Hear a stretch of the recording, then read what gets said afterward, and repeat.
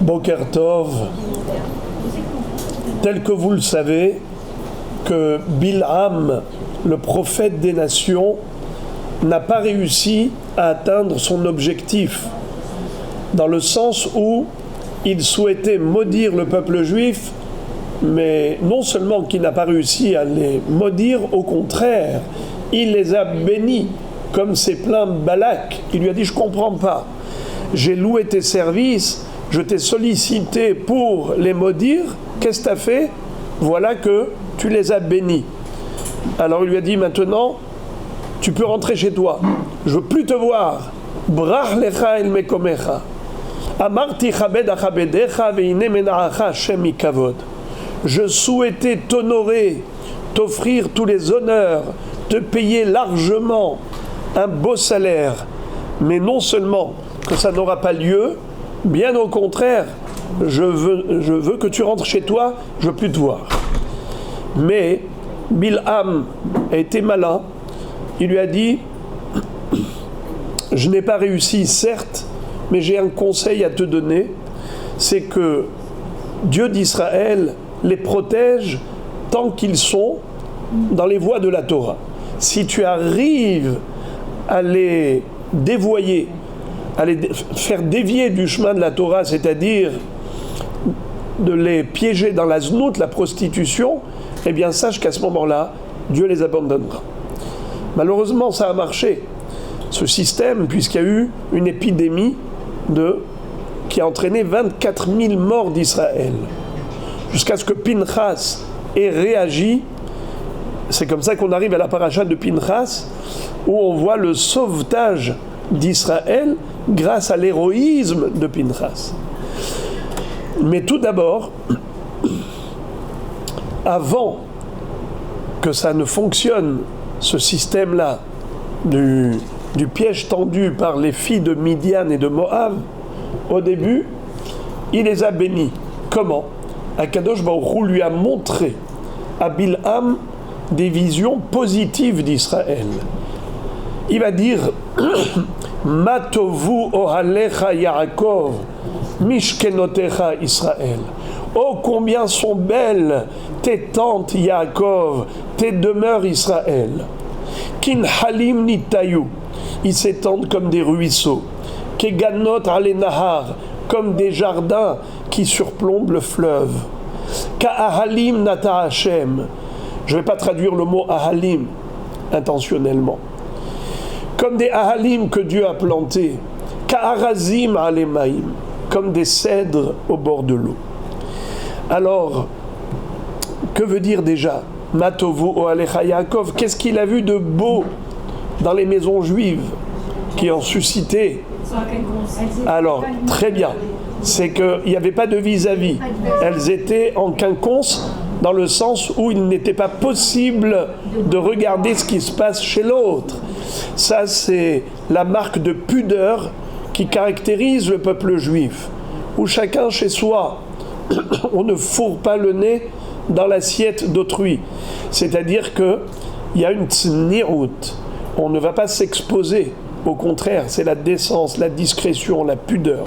C'est cela qui a suscité l'émerveillement de Bil'am. Mais également, c'est qu'il a vu les baté knessiot et baté midrashot, les synagogues, les centres d'études de Torah, là où on forge le peuple juif. C'est là où l'esprit juif est développé, dans les milieux d'études, les centres communautaires. Alors, écoutez ce que dit la Gemara à ce propos. Quel est le rapport qu'il y a entre les ruisseaux d'eau, les sources d'eau et les tentes d'études? La Gemara de répondre: de la même façon que l'eau peut purifier une personne impure, ainsi les centres de prière et d'études de Torah, ce qu'on appelle les tentes d'Israël, eh bien, ça peut transformer tout un destin. Si quelqu'un était condamné, chas v'shalom, par le tribunal céleste, il sera désormais acquitté et jugé favorablement. en hébreu. Ma'inyan ohalim etzel nehalim lomar lecha ma nehalim ma'alim et ha'adam mitum'a letahara af ohalim ma'alim et ha'adam mikafrova lekaf zechut. De même que l'eau a ce caractère, cette faculté de purification, ainsi le makom Torah, un milieu de Torah, peut donner à une personne un mérite qu'elle n'avait pas auparavant. Alors, il y a un débat entre les commentateurs, Rashi et Tosfot, à propos de ce texte de la Gemara. Rashi dit, où est-ce que nous retrouvons dans ce passouk la juxtaposition qu'il y a entre le ruisseau d'eau et la tente d'études, le centre d'études. Où est-ce que tu vois ici une histoire de tente? Rashi dit, ben voilà, dans ce passouk, Kin halim nitayu, keganot ale nahar, ka'ahalim nata Hashem, ka'arazim ale maim. C'est-à-dire, on parle de nehalim, nahal, c'est le ruisseau, et on parle ensuite de ahalim nata Hashem. C'est quoi ahalim? C'est ohalim. Ohel, c'est une tente. Tosfot n'est pas d'accord. Il dit non, ce n'est pas possible de traduire le mot ahalim comme ohalim, des tentes. Pourquoi? Car il y a ohel et il y a ahal. Quelle est la différence? Ohel, c'est une tente, mais ahal, c'est un parfum, c'est une plante parfumée qui s'appelle en français l'aloe. L'aloe, comme l'aloe vera, n'est-ce pas? Eh bien, ahalim, on retrouve dans Shir HaShirim, quand Shlomo Ameler, dans le Cantique des Cantiques, parle des parfums, il dit Mor va'ahalot im kol raché besamim. Mor, c'est la myrrhe, ahalot, c'est l'aloe, im kol raché besamim, avec toutes les plantes parfumées. Donc, quand on parle de bossem, de parfum, on parle de ahalim. Quand on parle de tente, alors on parle de ohalim. Alors dans ce cas-là, la question revient. Quand la Gemara a dit pourquoi la Torah a juxtaposé ohel et nechalim, le nahal, l'eau, le ruisseau d'eau, avec la tente, où est-ce qu'on retrouve le mot tente dans ce texte? Eh bien, Tosfot répondent dans le passouk précédent. Matovu ohalecha Yaakov, oh combien sont belles tes tentes, Yaakov. C'est de ces tentes qu'il s'agit. Kinchalim nitayu. Ça a été comparé à l'eau. Comme l'eau purifie, la tente métamorphose. La tente de Torah, la tente de prière, les milieux communautaires d'Israël, eh bien c'est ce qui déclenche finalement des changements dans la vie d'une personne. Alors, le grand étonnement, c'est que Rashi se contredit, car dans le texte de la Gemara, il a traduit le mot ahalim comme ohel, une tente. Mais Rashi lui-même, dans le Chumash, il a traduit comme Tosfot. Il a dit que ahalim, c'est kebusmaya. Comme dit Onkelos en araméen, busmaya. C'est quoi busmaya? Bossem, le parfum, bossem, besamim. Alors Rashi, une fois il traduit ahalim par parfum, et une fois il traduit ahalim par la tente. Pour répondre à cette question, pourquoi Rashi se contredit? Et une fois il explique que ahalim c'est du parfum, et une fois il explique que ahalim c'est ohalim, c'est des tentes d'études, eh bien on va expliquer que le rapport entre les deux, entre un Beth Midrash et le parfum, c'est que lorsqu'une personne rentre dans une parfumerie, même si elle n'a pas acheté de parfum, elle ressort de là parfumée. Pourquoi? Comment? Bon, déjà l'ambiance qui règne, mais aussi c'est que parfois vous essayez des échantillons, et lorsque on essaye de vous vendre un produit, on vous dit non mais essayez, regardez. Alors finalement, tu as essayé 10 échantillons, que tu achètes ou pas, ça ne change pas. Dès que tu sors dehors, la personne qui te parle te dit « Ah, mais de quelle parfumerie tu es sorti là ?» Ça veut dire qu'en effet, quand on sort d'une parfumerie, on y ressort parfumé. Ainsi, quand on rentre dans un Beth Knesset ou un Beth Midrash, notre Neshama ressort parfumée. C'est-à-dire qu'elle est imprégnée de la Kedusha qui règne dans ce milieu. Donc lorsque Rachid dit que c'est Ohalim et Ahalim, en fait, ça se rejoint parce que ça a le même effet, là sur le corps et là sur l'âme. Car une personne, même si malheureusement dans la vie de tous les jours, elle a pu avoir des déviations, mais quand elle revient dans la maison d'Akadosh Baruch Hu, eh bien, elle va prier, elle va entendre, écouter, il va y avoir une démarche positive de réflexion. Étant donné qu'elle va s'inscrire dans une démarche positive, Akadosh Baruch Hu la jugera, cette personne, favorablement. Car elle n'est plus dans la mauvaise direction. Désormais, elle revient vers Hachem. Et tout cela comment ? Juste par le fait de rentrer dans un makom kadosh. Une personne juive qui rentre dans un makom kadosh, elle ne peut pas ressortir de là indifférente. Elle a forcément pris quelque chose. Elle est ressortie parfumée spirituellement parlant. Le Midrash nous raconte quelque chose d'incroyable. Ce fut à l'époque de la destruction du second temple.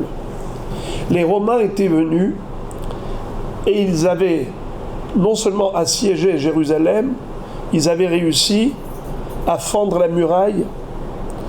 On va jeûner demain si Mashiach n'est pas arrivé entre-temps, parce que quand Mashiach viendra, tous les jours de jeûne seront des jours de fête. Comme dit le Pasuk, Ko amar Hashem, Tzom ha-revi'i ve'tzom ha-hamishi ve'tzom ha-shevi'i ve'tzom ha-asiri, yeh lebet Yehuda lesason ul-simcha ul-mo'adim tovim ve'ha'emet ve'ha'shalom ehavu. Baruch Hu nous promet que ces 4 jours de jeûne qui ont été instaurés par rapport à la destruction du temple, le 17 Tammuz, Tisha B'Av, Tzom Gedalia, le 10 Tevet, eh bien, ce seront désormais des jours de fête. Mais Azrat Hashem et Ratson, qu'on puisse vivre ces moments très bientôt. En tout cas, quand ils sont rentrés, il y a eu l'invasion de Jérusalem, 3 semaines de massacre. Voilà pourquoi entre le 17 Tammuz et Tisha B'Av, on est dans une période de deuil pour la destruction du Beth Amikdash, pour tout ce qu'Israël a subi en cette période. Alors on nous dit que les Romains n'ont pas osé détruire le temple d'emblée. Ils ont dit il faut d'abord qu'un juif le profane. Il faut qu'un juif profane le Saint-Temple pour que nous puissions ensuite rentrer, le détruire, le brûler. Malheureusement, ils ont trouvé un juif qui était pire qu'un goy. Il se nommait Yosef Meshita. Yosef Meshita. Le Midrash va dire que Yaakov Avinu, quand il a béni Yitzhak Avinu, a béni Yaakov en voulant bénir Esav, il est dit que Yaakov lui a apporté les plats que sa mère Rivka lui avait préparés. Et après qu'il s'est restauré, il lui a dit « Viens mon fils, viens, que je te tâtonne, parce que ta voix est la voix de Yaakov. Ta voix est la voix de Yaakov, à Kol Kol Yaakov. Mais je sais que Esav est poilu, viens. » Et il a tâtonné, mais sa mère avait prévu le coup. Elle lui avait déjà recouvert les bras avec des peaux de mouton. Qu'est-ce qu'il va dire ? Akol Kol Yaakov et Ayadaim Yedei Esav. La voix est la voix de Jacob et les mains sont les mains de Esav. Mais il est dit dans le Pasuk, Vayara Hedreyach Begadav. Il a senti l'odeur de ses vêtements. Et qu'est-ce qu'il va dire à ce moment-là? Yitzhak va s'exclamer en disant Re'e, Re'ach Beni, Kereach Hasadeh Asher Berecho Hashem. Vois l'odeur des vêtements de mon fils, c'est comme l'odeur du Gan Eden, le jardin béni de Dieu. Alors à ce moment-là, il a béni, Vaïvarecheu, il a béni Yaakov. Chachamim nous disent Al tikre begadav et la bogdav. Yitzhak a senti l'odeur des vêtements de Yaakov. Faut pas lire begadim, mais bogdim. Vous savez qu'est-ce que c'est qu'un boged? Beged, c'est un vêtement. Boged, c'est un traître. Quel est le rapport? D'ailleurs, entre parenthèses, le vêtement, c'est traître. Parce que vous pouvez avoir des gens bien qui sont mal habillés, c'est-à-dire on peut les prendre pour des gens qui ne payent pas mine, des gens ordinaires, des gens simples, alors que ce sont des personnes de très grande qualité. Et vous pouvez avoir inversement des gens qui sont pourris, mais ils viennent se présenter comme des gens classe, et vous les prenez pour des gens bien. Donc le vêtement, finalement, c'est traître. Mais c'est pas cela ce que le Midrash va nous dire. Le Midrash va dire les traîtres qui vont descendre de Yaakov Avinu, comme Yosef Meshita, comme Yakum Ish Tzrorot, ils vont faire Teshuvah un jour. Yitzhak Avinu va dire, tu vois Yaakov, même les enfants négatifs de Yaakov sont positifs finalement. Ils feront Teshuvah, même s'ils se sont éloignés énormément. C'est quoi l'histoire de Yakum Ish Tzrorot? C'est également à l'époque de la domination des Romains. Ça va faire un peu long, donc je ne vais pas raconter son histoire, je vais rappeler juste l'histoire de Yosef Meshita.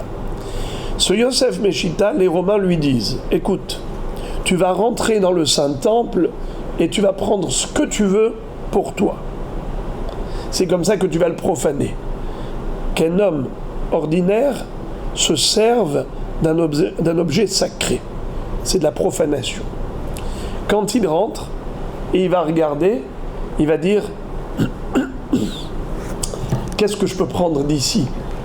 Ses yeux tombent sur la Ménorah. Il dit waouh! La Ménorah en or massif sera désormais la mienne, mais ce sera un multimillionnaire. Tout de suite, qu'est-ce qu'il fait? Il soulève autant qu'il peut la Ménorah et il sort avec. Comment? Alors, quand il est sorti avec, les Romains vont lui dire quoi? Tu veux prendre ça pour toi? Mais tu t'imagines? Ça, c'est un ustensile royal. Ça va aller à César, à Rome. C'est pour le palais royal de Rome, pas pour toi.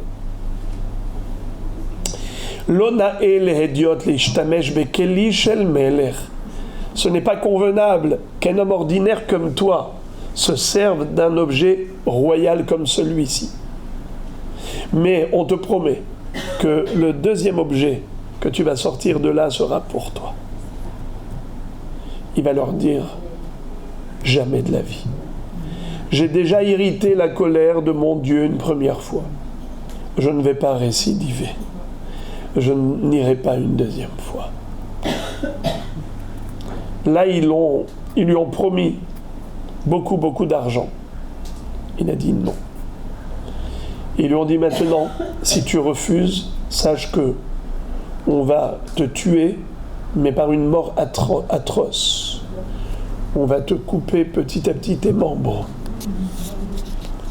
Et il va dire, Lodai shecha'asti et bor'i pa'am achat, ach eisenu pa'am shnia. N'est-il pas suffisant que j'ai irrité la colère de mon Dieu une première fois? Voudriez-vous que je le fasse une deuxième fois? Pas question. Ils sont passés de la menace à l'acte. Et ils l'ont monté à l'échafaud. Et ils ont commencé à lui scier les membres. Et qu'est-ce qu'il disait en hurlant? Oh, ili sheikhasti et bor'i. Malheur à moi, que j'ai éveillé la colère de mon Créateur. Et il est mort en faisant Teshuvah. celui que Yaakov Avinu a vu entre autres comme étant les traîtres, mais qui ont fait teshuva à la fin. Et la question que pose le Rav de Ponievitch, elle est double. Il dit, mais comment un homme qui jusque-là était pire qu'un goy est devenu tellement tzaddik au point de sacrifier sa vie pour sanctifier le nom divin, comme l'a fait Rabbi Akiva. Mais en une seconde, cet homme a atteint ce haut niveau, comme Rabbi Akiva. Comment est-ce possible? Deuxième question. Comment est-ce possible que les Romains aient trouvé un homme qui était pire qu'eux-mêmes? Un homme qui était capable de faire ce qu'un goy n'était pas capable de faire, de rentrer dans le Saint-Temple pour le profaner. Réponse, il dit, cet homme justement n'était jamais rentré dans le Beth Amikdash. La première fois qu'il a fait, son âme a croisé Hachem. Eh bien, c'est comme une mèche qui a été allumée désormais. C'est comme si son âme s'est enflammée. Et maintenant, il ne pouvait plus rentrer une deuxième fois. C'est-à-dire que rentrer dans le Saint-Temple, c'est permettre à la Neshama de pouvoir s'allumer. Et lorsque la Neshama d'un Ben ou Bat Israël s'allume, elle peut éclairer toute sa vie. Donc c'est pour cela que Bilham a comparé les Ohalim du Ham Israël à Ahalim. Ma tovu ohalecha Yaakov, mishkenotecha Israël. Combien sont belles tes tentes Yaakov, tes demeures Israël. Et quand plus tard il va dire Loibit aven be Yaakov velo ra'a amal be Israël. Akadosh Baruch Hu a pris Israël en affection à tel point que ils ne voient même pas le mal qu'il faut. Même quand ils commettent des péchés, Hachem n'en tient pas compte. Loibit aven be Yaakov, comme un parent qui est aveuglé par l'amour de ses enfants. Même s'ils font du mal, il en fait abstraction. Et quand on critique son fils, sa fille, eh bien, il ne voit pas ça d'un bon œil.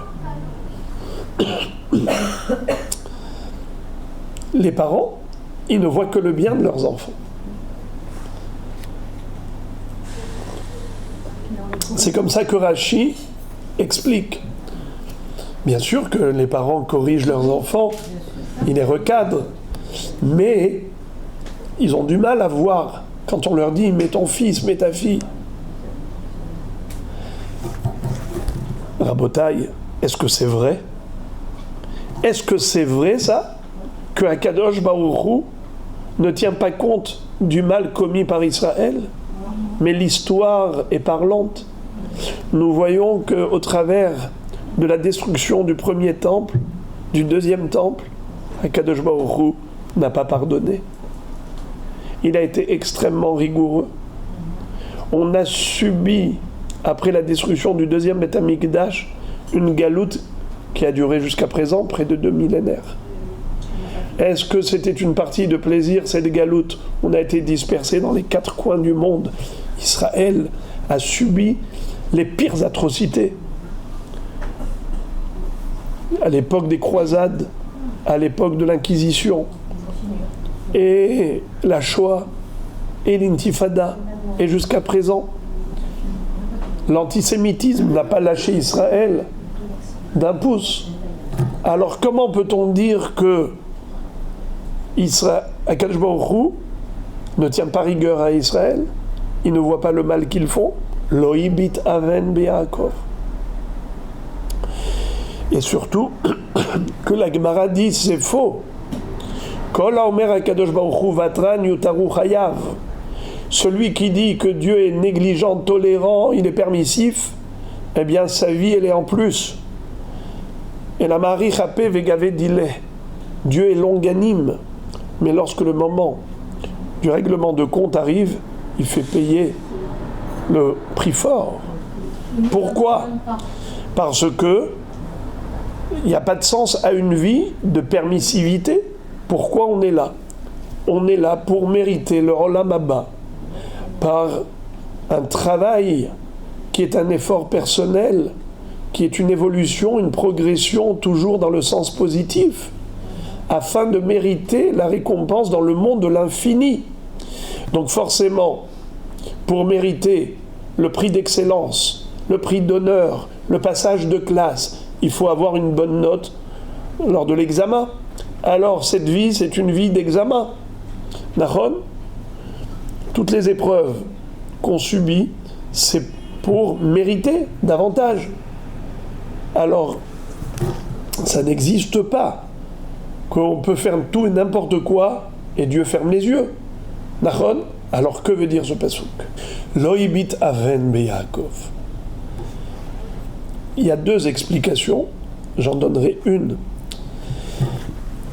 Vous le savez, dit le Or HaChaim Akadosh, sa Hiloula était hier. Il dit qu'il est écrit au début Yaakov, mais après, à la fin du pasuk, il est écrit Israël. Lo ibit aven beYaakov, velo ra'a amal beIsraël. Que veut dire Dieu ne voit pas de amal chez Israël ? Il dit que Yaakov et Israël, c'est la même personne, n'est-ce pas ? Yaakov Avinu, quand est-ce qu'il a mérité d'être qualifié de Israël ? Quand ? Lorsqu'il a battu l'ange de Esav. Il était venu le combattre, il a combattu durant toute la nuit. Et finalement, c'est Yaakov qui a eu gain de cause. Quand l'ange va lui dire « Laisse-moi s'il te plaît », le jour s'est levé, il lui a dit « Je ne te lâcherai pas tant que tu ne m'as pas béni ». Il lui dit « Comment tu t'appelles ?» Il lui dit « Yaakov ». Il lui a dit « Désormais tu t'appelleras Israël ». Parce que la racine du mot Israël, c'est Sarita im El. Sarita im Elohim ve'im anashim vatuchal. Tu as dominé les hommes, tu as dominé même les anges. Tu as dominé Esav et Lavan. Ils ont essayé de t'entraîner dans le mauvais chemin. Tu as résisté. Tu es resté même chez Lavan pendant 20 ans, le même tzaddik. Im Lavan garti, petariag mitzvot shamarti. J'étais chez Lavan et j'ai observé les 613 mitzvot. Il était avec Esav à la maison. Esav n'a jamais eu d'impact négatif sur Yaakov. Comme la Torah en témoigne. Vayi Esav ish sadeh, Yaakov ish tam, Yoshev Oalim. Vayi Esav ish yodea tzaïd ish sadeh, Yaakov ish tam, Yoshev Oalim. Alors, tu mérites le nom de Israël. Sarita, tu es un maître, tu es un gouverneur, tu as dominé toutes les forces du mal. Alors il dit, malgré tout, Yaakov a conservé le nom de Yaakov. Mais dans le clan d'Israël, on a deux catégories. Ceux qui correspondent au niveau de Yaakov et ceux qui correspondent au niveau de Israël. Les tzadikim et le peuple. Les gens moyens sont appelés Yaakov. Et les gens d'excellence, comme les tzadikim, les chachamim, eh bien, eux s'appellent Israël. Lo ibit aven beYaakov, velo ra'a amal beIsraël. Tu veux savoir pourquoi Kadosh Baruch Hu pardonne à Yaakov, à tout le peuple ? C'est parce qu'il y a au sein de Yaakov des Israël, des tzadikim, qui eux n'ont pas de amal, l'aura à amal. Qu'est-ce que ça veut dire amal ? Amal, c'est l'effort, la fatigue. Les tzadikim ne se fatiguent jamais. Qu'est-ce que ça veut dire ne se fatiguent jamais ? Ils ont beau faire des efforts, il peut y avoir beaucoup d'épreuves, il y a énormément de difficultés, et ils sont prêts à les surmonter toutes. Pour Hachem, ils disent rien n'est trop cher payé. Au contraire, ils ont du plaisir à faire des efforts. Un peu comme un enfant digne de ce nom a la joie d'offrir à ses parents. Même si il faut faire des efforts, Mais quel plaisir pour lui de voir la satisfaction de ses parents. Eh bien, nous dit le Ohr HaChaim Akadosh, ils sont comparables à des chefs d'entreprise qui ont une entreprise qui fonctionne à merveille, qui fait rentrer beaucoup d'argent. Et donc, chaque minute, il y a énormément de recettes. Qu'est-ce que fait le chef d'entreprise ? Il est là derrière ses employés, à les motiver. Il est derrière le comptable, et il est derrière le fournisseur, et il veille à ce que tout fonctionne à merveille. Cette personne, on lui dit, mais allez-y dormir un petit peu, vous reposer. Mais il ne sent pas la fatigue. Allez-y manger, vous devez avoir faim. Mais pas du tout, il n'est pas affamé. C'est-à-dire qu'il a tellement de passion à voir son entreprise fonctionner convenablement, et il est tellement motivé par cela, par la réussite, qu'il se dit, mais c'est même pas que c'est dommage d'aller dormir, il n'est pas fatigué.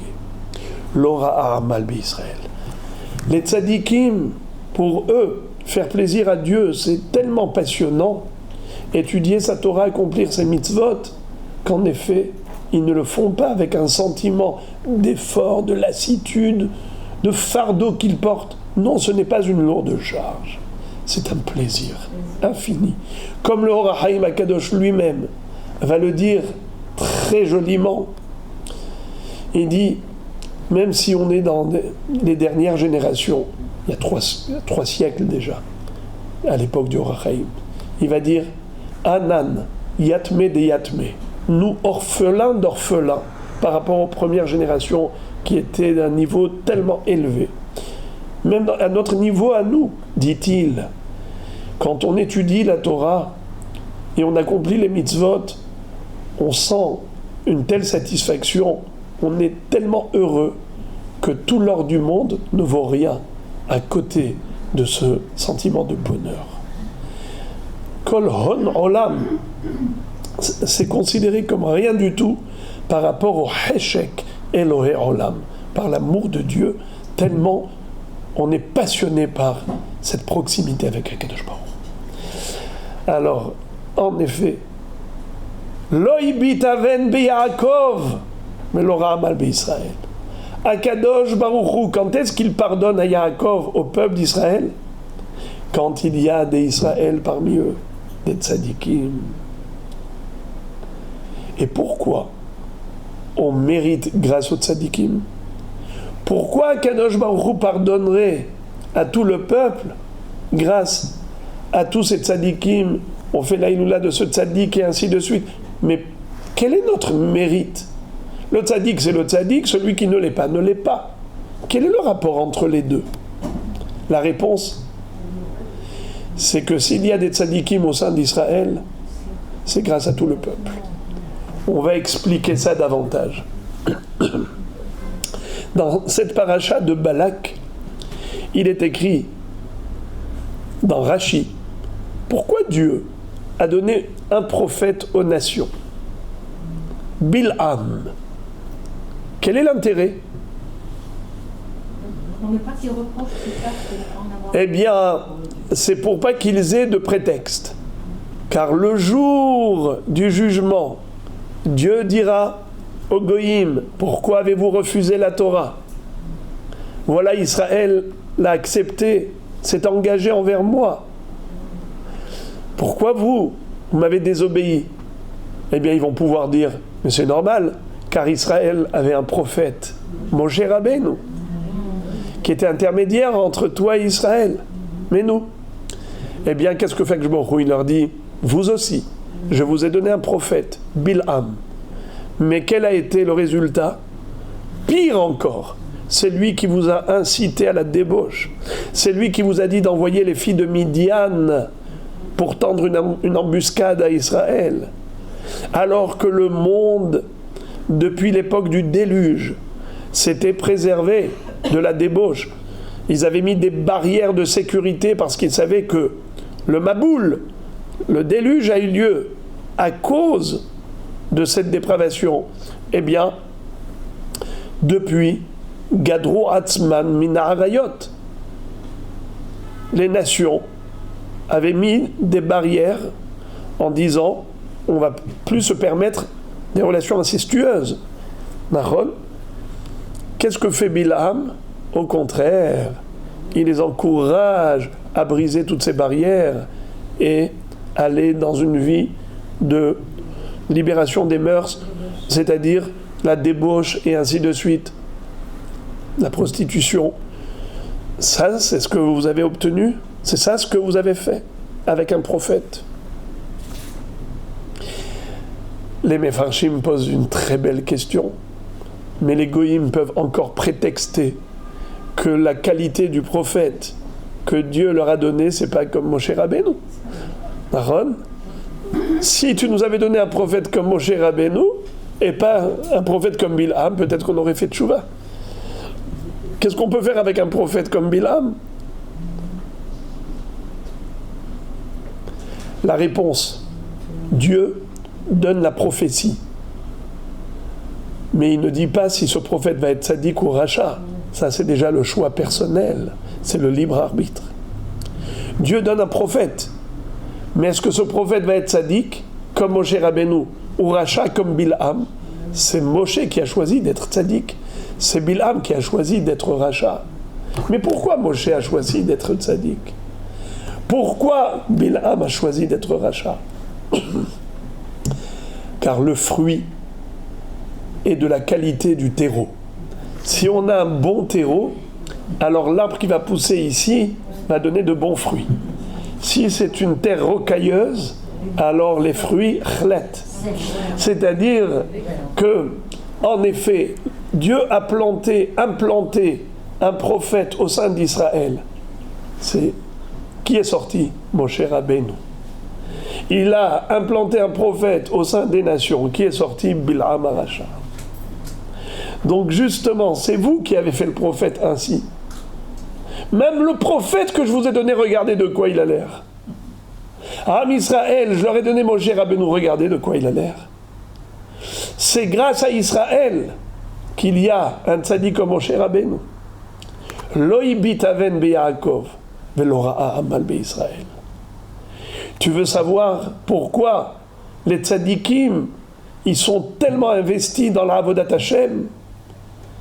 Eh bien, c'est grâce à tout le peuple qui encourage. S'il n'y avait pas l'encouragement du peuple pour qu'il y ait des Bnei Torah, pour qu'il y ait des yeshivot, pour qu'il y ait des kolélim, pour qu'il y ait un Bet HaMidrash, pour qu'il y ait un Bet HaKnesset, qui est-ce qui soutient tout cela? C'est le peuple. Étant donné que le peuple permet l'existence de Chachamim, de Talmidei Chachamim, de Tzadikim, eh bien c'est le mérite qui revient à tout le peuple. Alors dans ce cas-là, oui. Lo ibit aven beYaakov velo ra'a amal beIsraël. Quand Baruch Hashem, il y a un monde de Torah tellement développé, eh bien, il peut y avoir énormément de dangers qui menacent Israël. Il y a tellement de dangers. Mais on voit des miracles. Quand Dieu veut nous faire des miracles, il peut y avoir 391 missiles balistiques qui proviennent d'Iran. Ça n'a même pas chatouillé. Mais si Chas v'Shalom, on s'imagine que, voilà, c'est bon, on a sur qui compter, on n'a pas besoin de Dieu. Le principal, c'est qu'on ait une armée forte. Alors Chas v'Shalom, un drone peut arriver à Tel Aviv, au centre de Tel Aviv, et faire...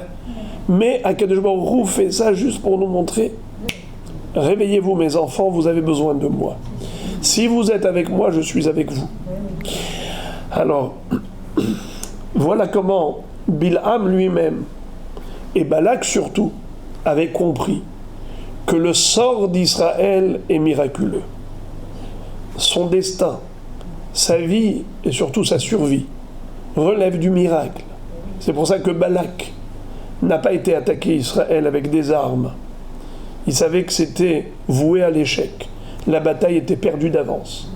S'il a été attaqué Israël, il a dit « Je voudrais un pouvoir surnaturel ». Comme Moshe Rabbeinu, qui a un pouvoir verbal, le pouvoir de la prière. Il voulait un homme qui avait un pouvoir de malédiction. Mais tant qu'Israël reste branché sur le réseau divin, connecté à Dieu, eh bien même cela, ça ne va pas marcher. les malédictions seront transformées en bénédictions. Mais à condition qu'on comprenne qu'en effet, il ne faut pas tomber dans le piège et glisser dans cette pente où, chasvé shalom, on pourrait croire que nous sommes régis selon les règles de tous les goïms. Nous sommes régis par des lois différentes. L'existence d'Israël est arrivée malgré les lois de la nature. Bien que Sarah était stérile, Rivka était stérile, Rachel était stérile, nous sommes là miraculeusement. Alors notre existence est également surnaturelle. Voilà comment le pasuk dit Ele barechev ve'ele basusim va'anachnu beshem Hashem Elohenu nazkir. Eux, ils viennent avec leurs chevaux. Ceux-là, ils viennent avec leurs chars. Mais nous, on vient au nom de Dieu. Regardez. Elle, ceux-là avec leurs chevaux. Et ceux-là avec leurs chars. Comment on écrit elle? Aleph, Lamed He. La valeur numérique de Aleph, c'est 1. Lamed, 30. He, 5.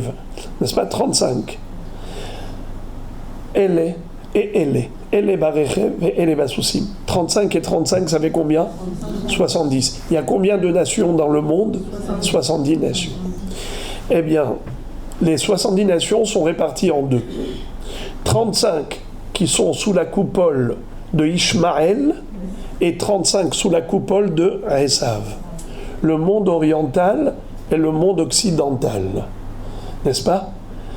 Alors ceux qui descendent de Ishmaël, le monde arabe, c'est Ele, Aleph Lamed He. Hachamim nous disent que Akadosh Baruch Hu a créé un ange pour chaque nation. Et il y a le Sar Shel Ishmaël qui est responsable des 35 nations, qui plaide en faveur des descendants de Ishmaël. Esav, le monde de Édom, le monde occidental, eh bien ces 35 peuples qui descendent de Esav, ils sont protégés par l'ange que Dieu a créé, qui est l'ange de Esav, qui plaide en leur faveur. C'est ça le Ele. Aleph, Lamed He. Aleph, Lamed He. L'ange, le Aleph, qui est au-dessus des Lamed He, des 35. Et 35. Ele barechev, ele basusim. Va'anachnu, et nous, Beshem Hashem Elohenu nazkir. Nous, on est protégés directement par Akadosh Baruch. C'est pour cela que, dit le Gaon de Vilna, à Sukkot, on offrait 70 bœufs comme sacrifice dans le Beth Amikdash. Le premier jour de Sukkot, Shlosha Asar Parim, 13 Parim, 13 bœufs. Le deuxième jour, 12. Après 11. Après 10. Ça fait 7 jours en diminuant dans l'ordre décroissant. Alors le 7e jour, on arrivait à combien? À 7. 13, 12, 11, 10, 9, 8, 7. Le 7e jour, on a 7. Alors quand on fait l'addition, 7 plus 8 plus 9 plus 10 plus 11 plus 12 plus 13, ça fait en tout combien? 70. Pile. Akadosh Baruch Hu devait nous protéger des 70 nations. Mahon. Alors on offrait ces 70 sacrifices. Et pourquoi ça va dans l'ordre décroissant? Pourquoi? Parce que Béhémet, maintenant ils ont une force, mais ça va dans l'ordre décroissant, jusqu'à la venue du Mashiach. Après la venue du Mashiach, c'est Israël qui est sur le piédestal. C'est là où toute l'humanité va reconnaître que Israël était porteur d'un message de vérité. Et c'est pour cette vérité qu'il s'est sacrifié. Torat Emet. Asher Bacharbanu Mikol Ha'amim Venatan Lanu et Torato. Torat Emet Vehaye Olam Nata Betochi. Il nous a donné une Torah de vérité qui est source de vie éternelle. Alors, En effet, ça c'est le secret de la survie d'Israël, ne pas perdre de vue Akadosh Baruch Hu. On doit toujours avoir les yeux rivés vers le ciel, toujours ouvrir son Teilim et prier à Hachem et lui demander de continuer à déverser sa miséricorde sur ses enfants, et on le dit très souvent au nom des tzadikim d'Israël. On commence la Hamida comment? Elohé Avraham, Elohé Yitzhak, Velohé Yaakov. Tout de suite on commence à dire Elokeinu Veloké Avotenu. On a des patriarches, des tzadikim, et c'est comme ça qu'on termine la bracha. Umevi Goel livne benehem lema'an shemo be'ahava. Akadosh Baruch Hu, il va envoyer le Goel, le rédempteur. Mevi Goel livne benehem, aux descendants des descendants d'Avraham, Yitzhak et Yaakov. Il fera lema'an shemo, pour la sanctification de son nom, mais be'ahava, par amour. C'est pas juste parce qu'il a promis à nos ancêtres, c'est parce qu'il aime Israël.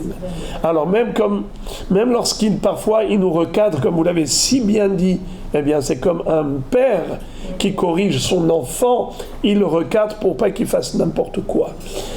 C'est un pasuk. V'yada'ata im levavecha ki kasher yaser ish et beno ken Hashem Elohecha miyasereka.